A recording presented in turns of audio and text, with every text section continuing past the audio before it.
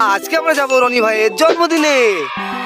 তো আমাদের গেট বানানোর দায়িত্ব ছিল, তাই কঞ্চি কেটে আমরা গেট বানানো শুরু করে দিলাম। আর আমার সঙ্গে ছিল নীলদা। তারপর আমরা দুজন মিলে গেট বানানো শুরু করে দিলাম। এরপর আমি বেলুন গুলোকে বেঁধে কেষ্ট ভাইয়ের হাতে দিয়ে দিলাম, আর কেষ্ট ভাই সেগুলোকে নিয়ে গিয়ে নীলদার হাতে দিয়ে দিল। আর নীলদা সেই বেলুন গুলোকে নিয়ে সুন্দরভাবে গেট সাজাচ্ছিল। আমাদের গেটটা পুরোপুরি সাজানো কমপ্লিট হয়নি, কারণ শেষে গিয়ে বেলুন শেষ হয়ে গেছিল।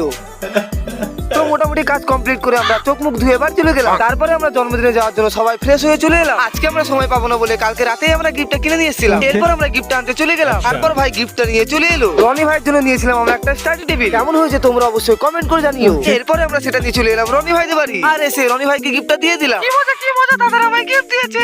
বাচ্চাদের ডান্স দেখতে দেখতে পেয়ে গেল আমাদের খিদে, তাই চলে এলাম আমরা খেতে। এরপর আমরা বসে পড়লাম খেতে। এরপর আমাদের দিয়ে গেল ভাত আর মটন কষা। আর এদিকে কেষ্ট ভাই তোমাদের লাইক করে দিতে বললো। এরপর আমরা খাওয়া দাওয়া কমপ্লিট করে চলে গেলাম বাড়ি। আর রাত হতেই আমরা চলে এলাম রনি ভাইয়ের জন্মদিন দেখতে। আজকের ভিডিওটা ছিল এতটুকু। তো তোমাদের ভিডিওটা কেমন লাগলো অবশ্যই কমেন্ট করে